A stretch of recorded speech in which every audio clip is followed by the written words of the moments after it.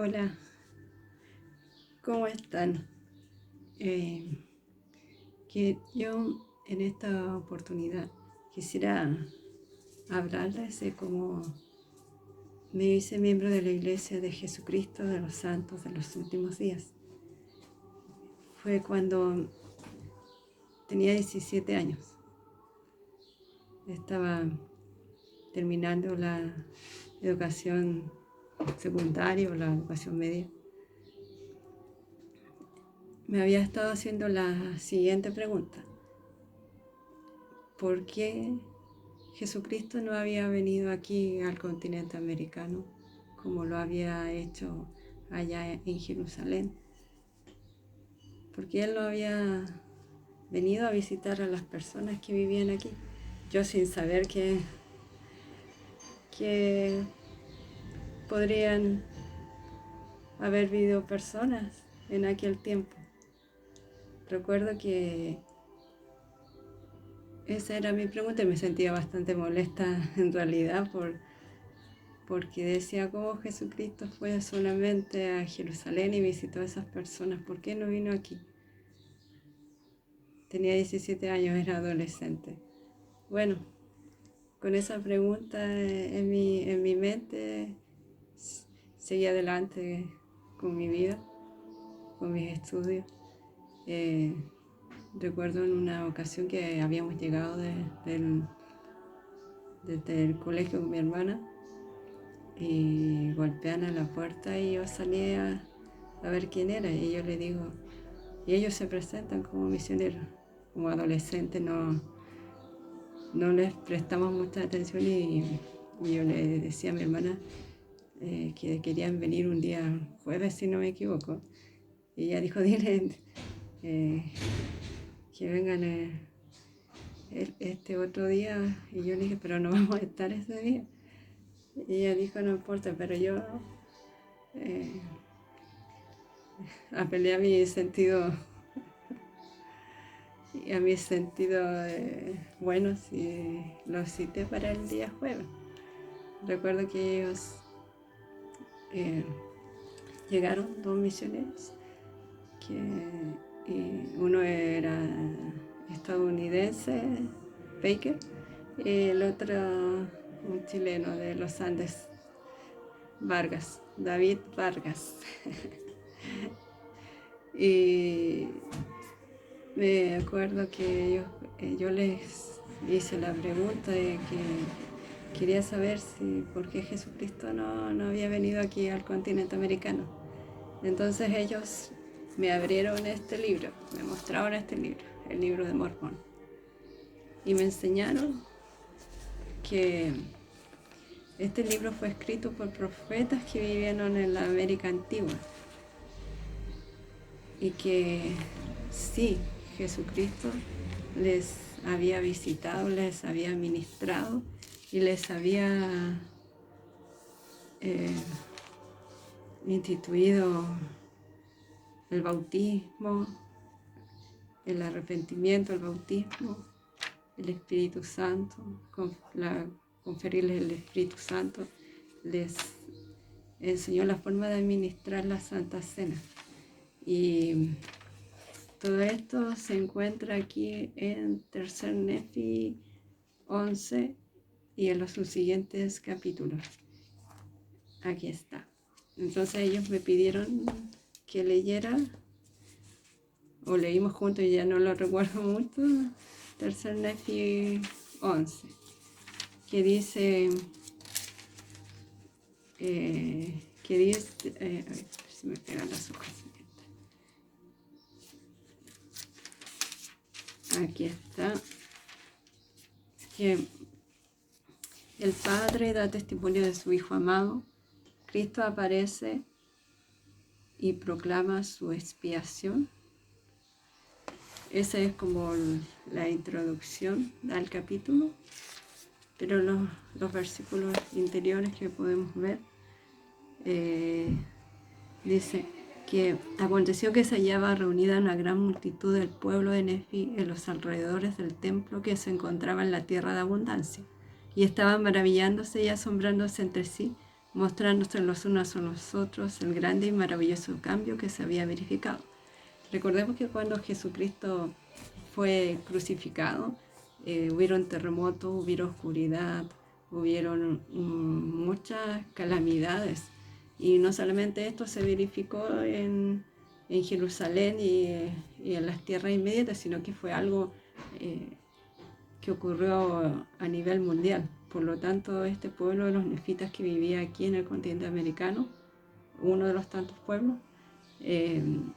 estuvo expuesto a estas catástrofes, días de oscuridad, de terremotos, de tinieblas, de maremotos, de tierras que se hundían, otras montañas salían.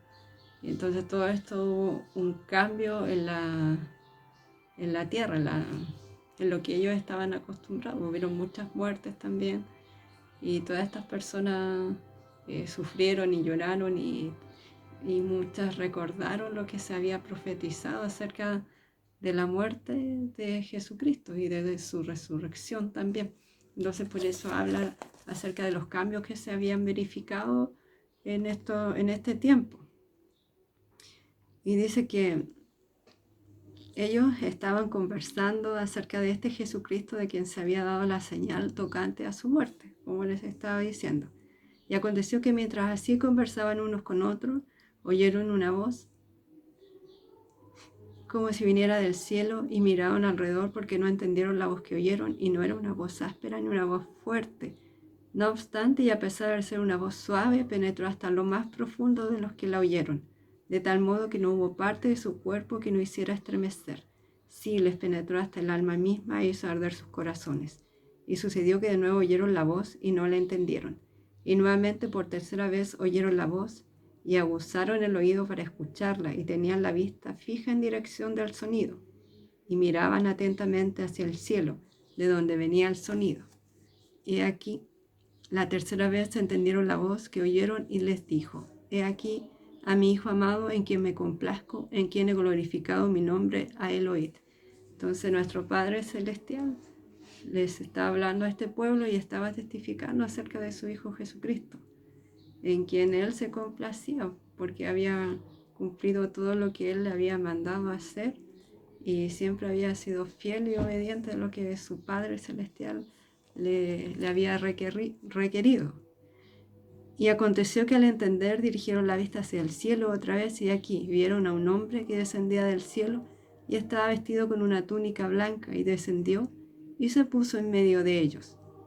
Y los ojos de toda la multitud se fijaron en él y no se atrevieron a abrir la boca ni siquiera el uno al otro y no sabían lo que significaba porque suponían que era un ángel que se les había aparecido. Y aconteció que extendió la mano y habló al pueblo diciendo: He aquí, yo soy Jesucristo, de quien los profetas testificaron que vendría al mundo. Y aquí, soy la luz y la vida del mundo, y he bebido de la amarga copa que el Padre me ha dado. He glorificado al Padre, tomando sobre mí los pecados del mundo, con lo cual me he sometido a la voluntad del Padre en todas las cosas desde el principio.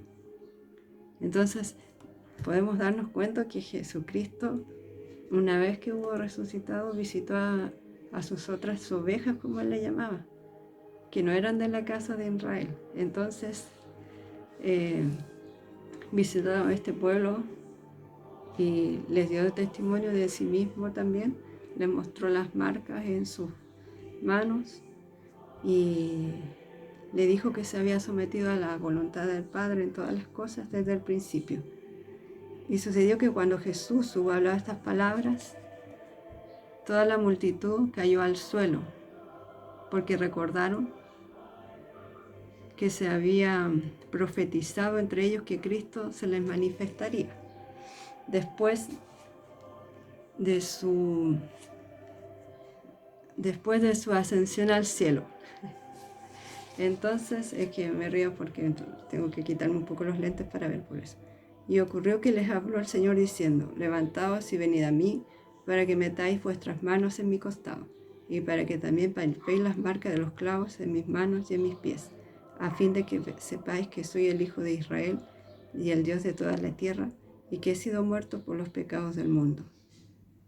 Y aconteció que los de la multitud se adelantaron y metieron las manos en su costado, y palparon las marcas de los clavos en sus manos y en sus pies. Y esto hicieron yendo uno por uno hasta que todos hubieron llegado, y vieron con los ojos, y palparon con las manos, y supieron con certeza, y dieron testimonio de que era él, de quien habían escrito los profetas, que habrían de venir al mundo, que había de venir. Y cuando todos hubieron ido y comprobado por sí mismos, clamaron una voz diciendo: Hosana, bendito sea el nombre del más alto Dios. Y cayeron a los pies de Jesús y lo adoraron. Entonces podemos aquí encontrar la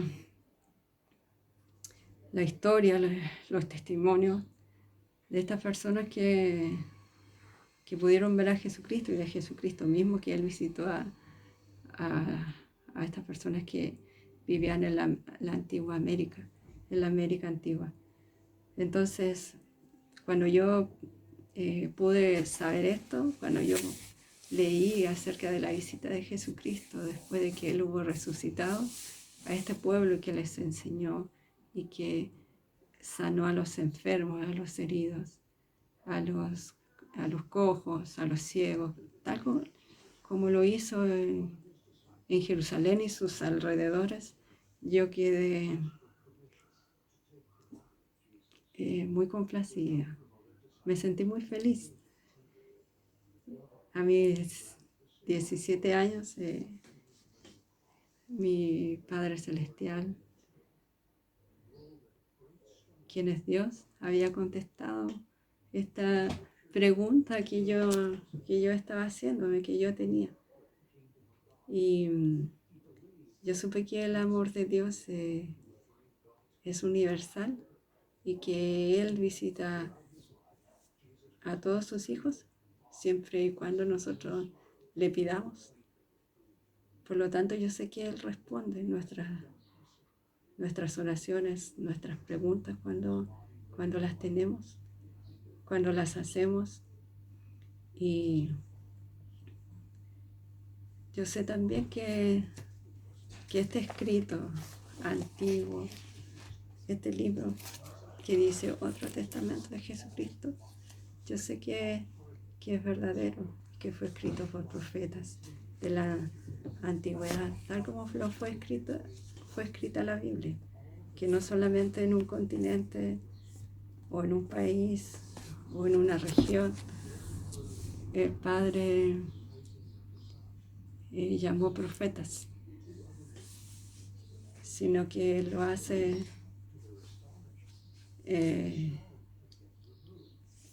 en todas las épocas y lo hace para el beneficio del ser humano, para nosotros, para que podamos ser guiados. El libro de Mormón es la palabra de Dios, porque nos enseña sobre Dios, nos enseña sobre Jesucristo, sobre su expiación.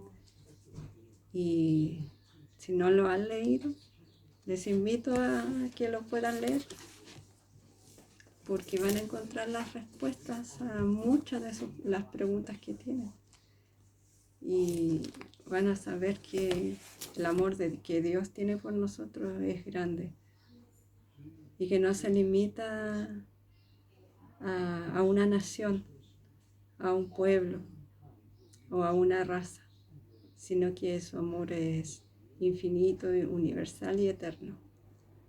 Sé que si nosotros queremos, podemos obtener las respuestas, pero debemos ablandar nuestro corazón y buscar a Dios, no endurecerlo. A veces hay circunstancias en nuestra vida que pueden ser dolorosas, pueden ser tristes, difíciles de sobrellevar, pero sin embargo, cuando buscamos a Dios, Él hace que esas cargas sean más ligeras y que podamos sobrellevarlas. Todos tenemos dificultades y dolores. Solos no podemos superarlas. Con la ayuda de Dios, sí. Él da respuesta a nuestras oraciones. A veces responde inmediatamente, a veces se tarda un poco para que podamos nosotros aprender, o Él responde de otra forma, pero siempre va a responder nuestras oraciones. Sé que Jesucristo vive, sé que Él es nuestro Salvador. Sé que gracias a su expiación infinita, eterna, y también que es personal, nos da la fuerza para seguir adelante, nos recuerda cuánto Él nos amó, porque dio su vida por nosotros y sufrió por cada uno de nosotros, derramando su sangre y por cada poro de su cuerpo. La alegoría del olivo cultivado, como está en Jacob 5, el olivo cultivado y el olivo silvestre, es un testimonio más del amor que Jesucristo tiene, porque Él, representado como el Señor de la viña, hace todo lo que está a su alcance para que nosotros podamos regresar a su presencia. Hace todo por el beneficio del mundo para que nosotros podamos ser felices y regresar a su presencia, a la presencia de Dios también, de Jesucristo. Y Él da su vida por nosotros. Sé que la iglesia de Jesucristo, de los santos de los últimos días, es la iglesia verdadera. Este es mi testimonio y quería compartirlo con ustedes. Muchas gracias.